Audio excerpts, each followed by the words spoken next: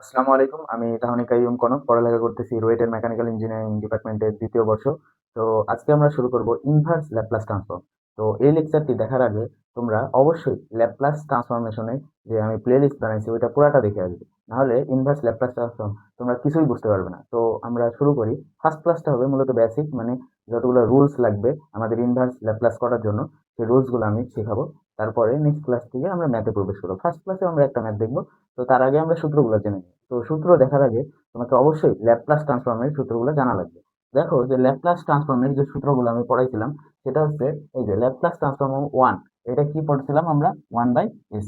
তারপরে এই যে দেখো ই টু দি পাওয়ার এটি, এটা আমরা কি পড়ছিলাম? ওয়ান বাই এস মাইনাস এ। এই জায়গায় প্লাস এ আছে, এই জায়গায় মাইনাস এ হবে। তারপরে দেখো এই জায়গায় মাইনাস এ আছে, তার মানে ওয়ান বাই এস প্লাস এ। ঠিক আছে। এরপরে দেখো সাইন এটি, আমি কি বলছিলাম যখন সাইন এটি থাকবে তখন উপরে কি হবে? উপরে এ, আর নিচে হচ্ছে S square plus a square. আর যখন কস থাকবে, এস আছে কসের, এস উপরে যাবে আর নিচে S square plus a square. তারপরে দেখো সাইন হাইপারবোলিক অফ এটি, এটা কি হাইপারবোলিক যখন থাকবে তখন শুধু মাইনাস হবে মাঝখানে। তাহলে এটা হচ্ছে a by s square minus a square. আর কস এর ক্ষেত্রে এস উপরে s square minus a square.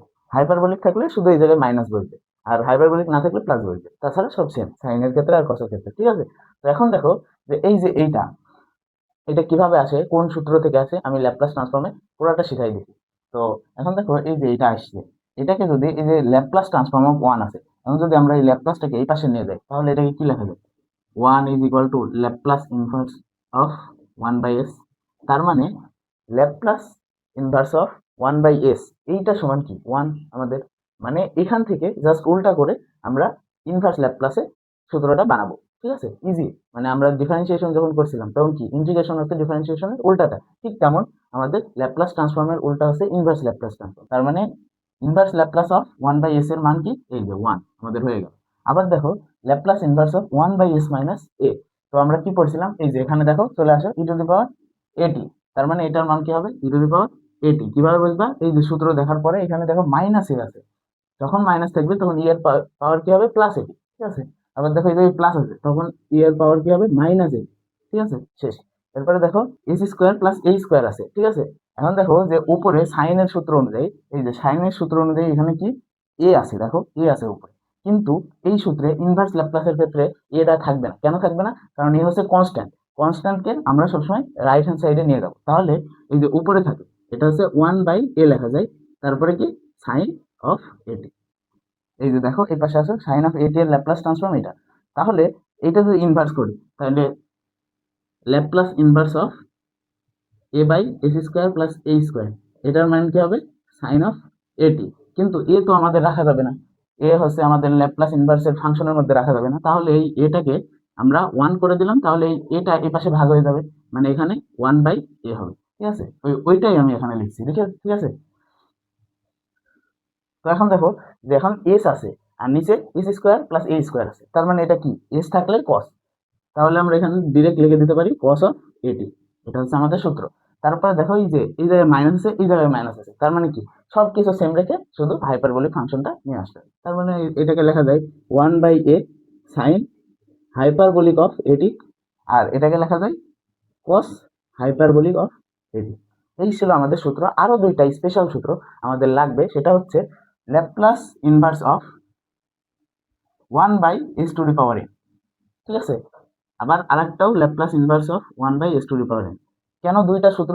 এইটা হচ্ছে ফ্র্যাকশন, মানে 5/2, 3/2, 7/2 যেটাকে বলে, মানে ফ্র্যাকশনাল নাম্বার যেগুলা, ঠিক আছে, পূর্ণ সংখ্যা না ফ্র্যাকশন হবে, সেইগুলোর ক্ষেত্রে এই নিচেরটা ইউজ করবো। এটার কি সূত্র হবে? এইটা সমান লেখা যাবে t to the power n minus one gamma of n. এটা যখন ফ্র্যাকশন নাম্বার, কোনটা ফ্র্যাকশন নাম্বার? এই এনটা। এই যে Laplace inverse of one by s to the power n, যখন আমাদের এনটা হচ্ছে ফ্র্যাকশনাল নাম্বার, এই জায়গায় লিখে রাখবা ফ্র্যাকশন। কেমন ফ্র্যাকশন? 7/2, 5/2, এই জাতীয় কিছু আসলে আমরা এই সূত্রটা ব্যবহার করব।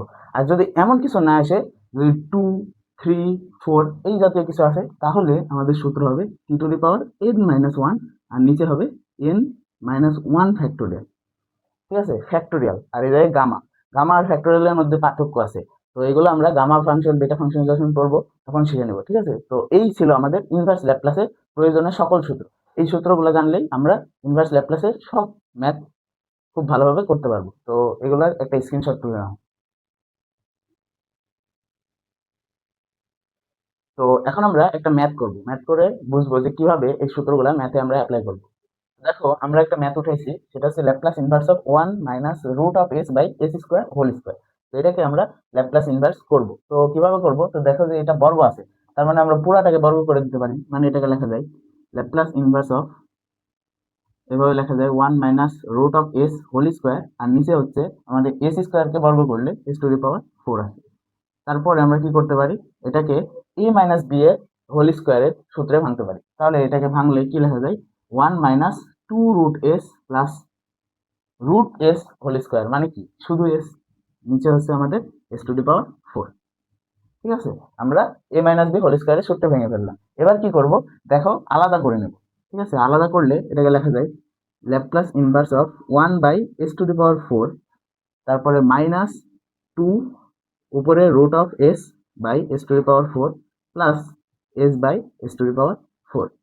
এখন আমরা এটাকে সিম্পলিফিকেশন করব। ঠিক আছে, সিম্পলিফিকেশন করলে কি লেখা যায়, দেখো ল্যাপ্লাস ইনভার্স অফ, এটাই 1 by s to the power 4। দেখো 1 by s to the power n, এটা সূত্র আকারেই আছে, তাহলে এটাকে কিছু করার দরকার নেই। কিন্তু এইগুলাকে আমাদের 1 by s to the power n এর সূত্রের আকারে আনতে হবে। তাহলে আমরা কি করতে পারি, এই জায়গায় -2। এখন দেখো এস এর পাওয়ার, এখানে দেখো এস এর পাওয়ার কত, এস এর পাওয়ার হচ্ছে আমাদের 1/2, রুট আছে, রুট মানে কি 1/2, তার মানে এই 1/2 কে আমরা নিচে আনতে পারি। তাহলে এটাকে লেখা যায় 1 by s to the power 4 minus 1/2। উপরে প্লাস 1/2 ছিল, যখন আমরা নিচে আনছি তখন -1/2 হয়ে যাবে। প্লাস এই জায়গায় যদি লেখো তাহলে এটাকে কি লেখা যায়, s by s to the power 4 কে লেখা যায় 1 বাই এস কিউব। ঠিক আছে, এখন আমরা কি করব, ল্যাপ্লাস ইনভার্সের যে ধর্ম, প্রত্যেকটা অংশকে আলাদা আলাদাভাবে ল্যাপ্লাস ইনভার্স করে ফেলবো। তাহলে করো, তাহলে এটাকে লেখা যায় ল্যাপ্লাস ইনভার্স অফ, এটাকে কি লেখা যায় 1 by s to the power 4। ঠিক আছে, এইটুকু আলাদা করে ফেললাম। তারপরে এইটুকু আলাদা করলে আমরা কি লিখতে পারি, -2 হচ্ছে কনস্ট্যান্ট, তাই বাইরে নিয়ে গেলাম 2 ল্যাপ্লাস ইনভার্স অফ 1 বাই, এই যে দেখো 4 মাইনাস 1/2, এটাকে লসাগু করলে কি লেখা যায় 8 মাইনাস 1/2, তার মানে 7/2। তার মানে এটাকে লেখা যায় direct s to the power 7/2, 1 by s to the power এনে নিয়ে আসলাম। এরপরে দেখো এটাকে কি লেখা যায়, এটাকে লেখা যায় plus Laplace inverse of 1 by s cube. এখন আমরা দেখো সূত্র পড়ে গেছে ডিরেক্ট। তাহলে আমরা এখানে কি লিখতে পারি, এটার সূত্র আমরা কি পড়লাম একটু আগে, N T to the power n minus 1, তার মানে টি টু দি পাওয়ার 4 মাইনাস 1, আর নিচে হচ্ছে 4 মাইনাস 1 ফ্যাক্টোরিয়াল। যখন আমাদের পূর্ণ সংখ্যা থাকবে তখন আমরা ফ্যাক্টোরিয়ালের সূত্র ইউজ করবো, আর যখন ভগ্নাংশ থাকবে তখন আমরা গামার সূত্র ইউজ করবো। তাহলে এই জায়গায় কি লেখা যায় 2, আর এই জায়গায় দেখো যে ভগ্নাংশ আছে 7/2 ভগ্নাংশ, তাহলে এটাকে আমরা কি লিখতে পারি, এটাকে লিখতে পারি টি টু দি পাওয়ার 7/2 মাইনাস 1, আর নিচে হচ্ছে গামা অফ 7/2। ঠিক আছে, যখনই ভগ্নাংশ থাকবে তখন গামা সূত্রটা ইউজ করে দেবো, শেষ। এরপরে এখানে দেখো S to the power n, এটা কি পূর্ণ সংখ্যা আছে, তার মানে টি টু দি পাওয়ার 3 মাইনাস 1, আর নিচে 3 মাইনাস 1 ফ্যাক্টোরিয়াল। ঠিক আছে, জাস্ট সূত্রগুলো অ্যাপ্লাই করে দেবো, লাস্ট লাইনে আসবে, তাহলেই শেষ। এখন তোমরা ক্যালকুলেশন করবে, এখানে কি লেখা যায় টি কিউব, আর নিচে কি 3 ফ্যাক্টোরিয়াল, 3 ফ্যাক্টোরিয়াল মানে কি 3 ইন্টু 2 ইন্টু 1, তার মানে 6 মাইনাস 2 থাকলো। এখন দেখো টি টু দি পাওয়ার 7/2 মাইনাস 1, তার মানে কি টি টু দি পাওয়ার 5/2, এটা থেকে 1 বিয়োগ করলে 5/2 হয়। ঠিক আছে, এখন দেখো এই যে গামা অফ 7/2, এটাকে কিভাবে লিখবা, ফ্যাক্টোরিয়াল লেখার নিয়ম তো জানোই, যদি এমন থাকে 3 ফ্যাক্টোরিয়াল তাহলে এটাকে আমরা কি লিখি 3 ইন্টু 2 ইন্টু 1।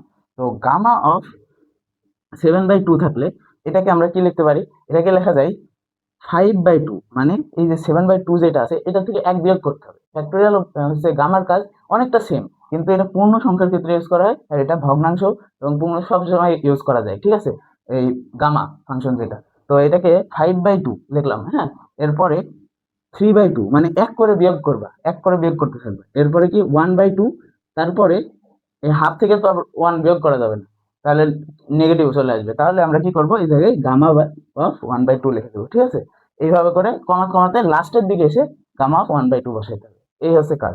আর ফ্যাক্টোরিয়ালের ক্ষেত্রে আমরা আরেকটা জিনিস দেখি, 3 ফ্যাক্টোরিয়াল থাকলে 3 ইন্টু 2 ফ্যাক্টোরিয়াল লেখা যায়।